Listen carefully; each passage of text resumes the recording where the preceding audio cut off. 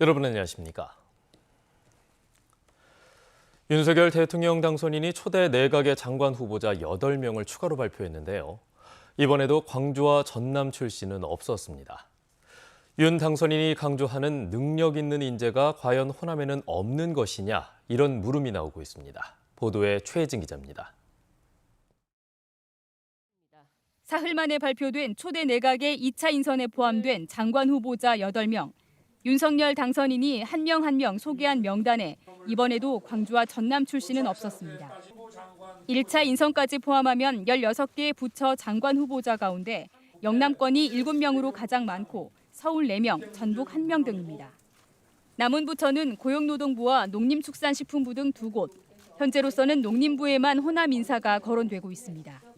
윤 당선인이 오로지 능력 중심의 인사를 강조해온 만큼 그렇다면 광주와 전남에는 새 정부 내각을 구성할 인재가 한 명도 없냐는 말이 나옵니다.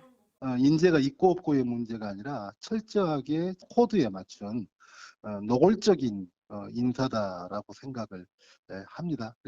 윤석열 정부에 우리가 무엇을 기대할 수 있을지 첫 출발부터 참 암담하기만 합니다.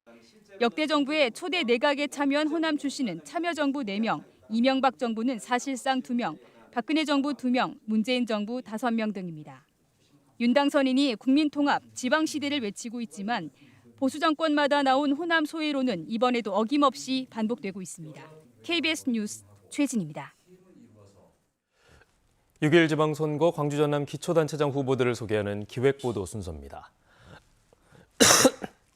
민주당 후보 9명과 국민의힘 후보 1명 등 모두 10명이 도전장을 낸 여수시장 선거와 재선에 도전하는 현 군수와 3선 전 군수 등 민주당 소속 4파전에 국민의힘과 무소속까지 모두 6명의 후보가 나선 한평군수 선거를 김호, 이성각 기자가 차례로 보도해드립니다.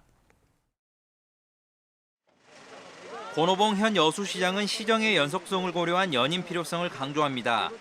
인구 감소 대책과 함께 청년 친화 도시 실현을 주요 공약으로 내걸었습니다. 전창곤 여수시 의장은 시의원 3선 경험을 내세우며 신규 택지 개발과 여수공항 국제선 취향을 약속했습니다. 청와대 행정관을 지낸 강화수 후보는 신월동과 율촌면에 대규모 신도시를 건설해 27만 명까지 떨어진 인구를 35만 명으로 끌어올리겠다는 구상입니다. 경기도에서 국장을 역임한 김현철 후보는 행정 경험을 토대로 여수의 섬 자원을 활용해 세계적인 휴양도시를 만들겠다는 비전을 제시했습니다. 여수시 고문 변호사를 지낸 정기명 후보의 핵심 공약은 지역 5개만에 대한 종합개발과 관광세 등 신세원 발굴을 통한 시민 복지카드 지급입니다.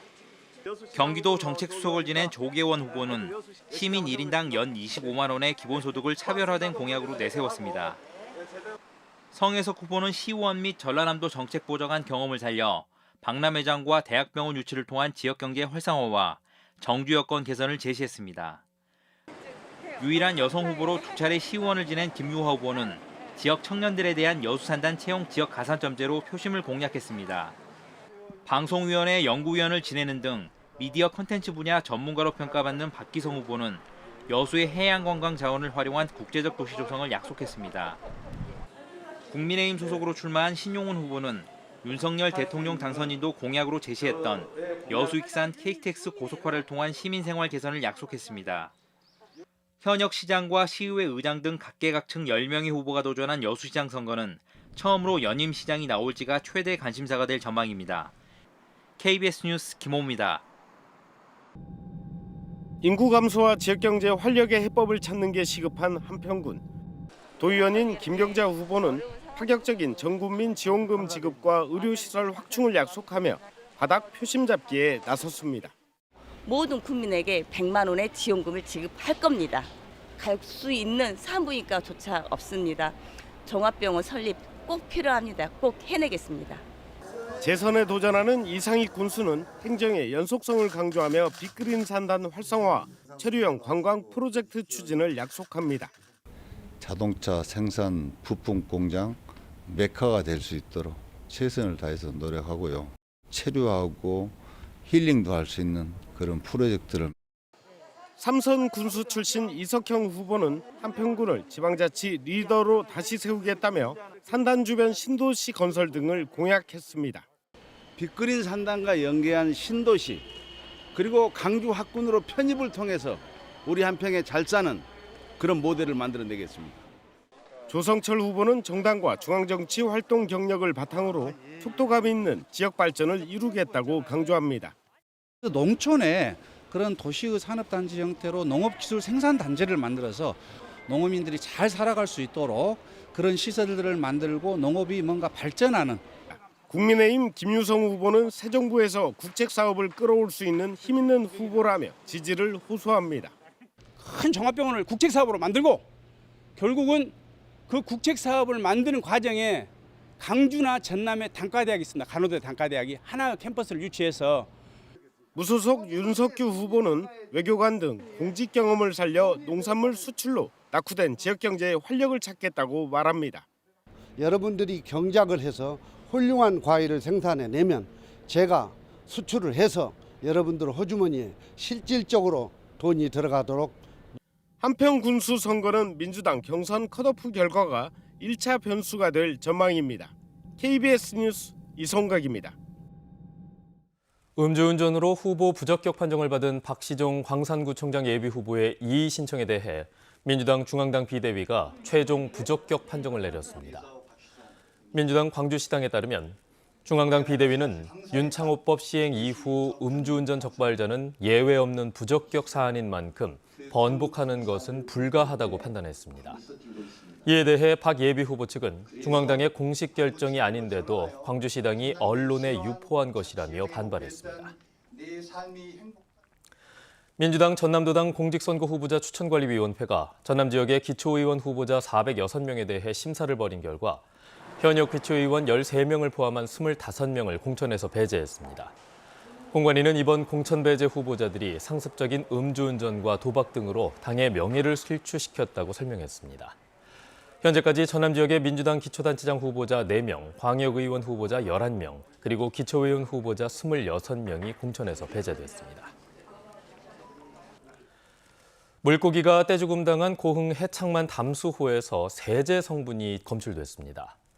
담수호에 설치된 수상 태양광 패널 세척 과정에서 세제가 쓰였다는 주민들의 주장에 대해 힘이 실리는 가운데 기초단체 차원의 진상조사와 대책 마련이 시급해 보입니다. 정아람 기자입니다.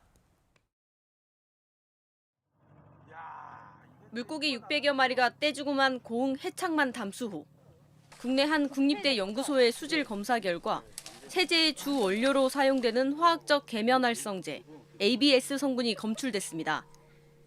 연구진은 폐사한 물고기에서도 세제 성분이 검출됐다며 담수호 내 생물 폐사가 현재도 진행되고 있을 가능성이 크다고 말했습니다. 채집한 붕어에서 검사를 한 결과 ABS 세제 성분들이 검출되는 걸 확인했습니다. 네, 그래서 실제로도 체 표면이나 그다음에 아가미 쪽에도 손상을 입고 있는 걸 확인을 했고요. 담수호에 설치된 수상 태양광 패널 세척 과정에 세제가 사용됐다는 의혹을 제기해온 주민들은 분통을 터뜨립니다. 전남보건환경연구원 등 지역 내 기관들이 수차례 수질 검사를 하고도 물고기 폐사 원인을 밝히지 못했고 이 때문에 대책 마련도 늦어졌다는 겁니다. 수질 오염이라든가 이런 문제에 대해서도 군이 적극적으로 나서서 해명을 해서 농민들이 안심할 수 있도록. 인근 간척지에 농업용수를 공급하는 담수호에서 다량의 계면활성제 성분이 검출됐지만 고흥군은 해당 조사 결과를 신뢰하기 어렵다는 입장입니다. 대규모 담수호에 대해서 그런 단기간에 나온다는 것도 저희는 좀 신빙성이 좀 떨어진다고 보거든요. 농민들은 모내기철을 앞두고 담수호 수질 오염이 확인된 만큼 자치단체의 적극적인 대책 마련을 촉구하고 있습니다. KBS 뉴스 정아람입니다.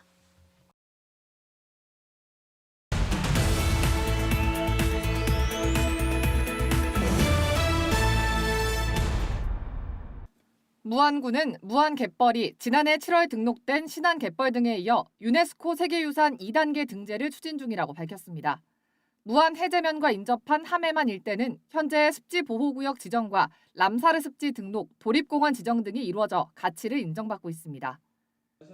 신안군이 신재생에너지 지원 사업에 선정돼 비급면 267세대에 태양광 태양열 시설을 설치했습니다. 신안군은 이번 사업으로 태양열 설비가 기존 온수 난방 설비를 대체하게 되고 태양광 설비는 전기요금을 절약하는 효과를 가져온다고 설명했습니다. 전라남도 동부종합재가센터가 순천에 마련돼 본격 운영에 들어갑니다. 조곡동에 위치한 동부종합재가센터는 취약계층 등을 대상으로 요양보호사가 직접 찾아가 가사활동 지원과 목욕 등 돌봄 서비스를 제공합니다. 순천시가 은퇴 후 귀양 귀촌한 시민들의 주택마당에 시범적으로 정원 조성을 지원합니다. 올해 지원 대상은 2가구로 신청 자격은 다른 지역에서 1년 이상 거주하다가 최근 6개월 이내 순천으로 전입한 만 50세 이상 64세 미만 시민입니다. 지금까지 단신브리핑이었습니다. 서울시가 광주 학동 참사와 관련해 시공사인 현대산업개발에 8개월의 영업정지 처분을 추가로 내렸습니다. 서울시는 영등포구청으로부터 재하도급 금지 의무 위반 행정처분 결과 통지를 받음에 따라 관리 의무 위반에 대한 8개월의 영업정지 처분을 결정했다고 밝혔습니다. 앞서 서울시는 지난달 30일 부실 시공 혐의로 현대산업개발에 8개월의 영업정지 행정처분을 내렸습니다. 검찰이 광주 화정 아이파크 붕괴 사고의 책임자 11명과 법인 3곳을 기소했습니다. 광주지검 형사 3부는 업무상 과실치사상과 주택법 위반, 건축법 위반 등의 혐의로 시공사와 협력업체, 감리업체 직원 6명을 구속 기소하고 5명은 불구속 기소했습니다. 또 현대산업개발과 협력업체, 감리업체 등 법인 3곳도 기소했습니다. 이들은 무단으로 구조 설계를 변경하고 지지대 철거와 콘크리트 강도에 대한 관리 감독을 소홀히 해서 붕괴 사고의 원인을 제공한 혐의를 받고 있습니다. 지난 1951년 9월 영암에서 발생한 민간인 희생 사건에 대해 진실화해위원회가 조사 개시 결정을 내렸습니다. 진실화해위원회는 한국전쟁 당시 군과 경찰 등에 의해 좌익 활동가와 부역 혐의자 등으로 몰려 민간인들이 희생됐을 개연성이 충분해서 조사 개시 결정을 내렸다고 밝혔습니다.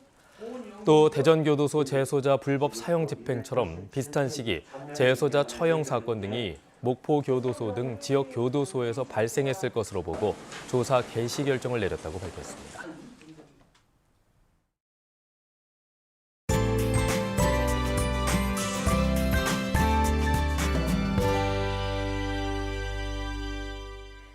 오늘 아침까지는 비가 내리면서 다소 쌀쌀하게 느껴지겠습니다. 전남 남해안에는 5mm 미만의 비가 내리겠고요. 광주와 전남은 빗방울이 내리겠습니다. 비가 내리는 지역에는 가시거리가 짧고 도로가 미끄러운 곳이 있겠으니 출근길 교통안전에 유의하시기 바랍니다. 오늘은 대체로 흐리겠고 낮 기온은 평년과 비슷한 수준을 보이겠습니다.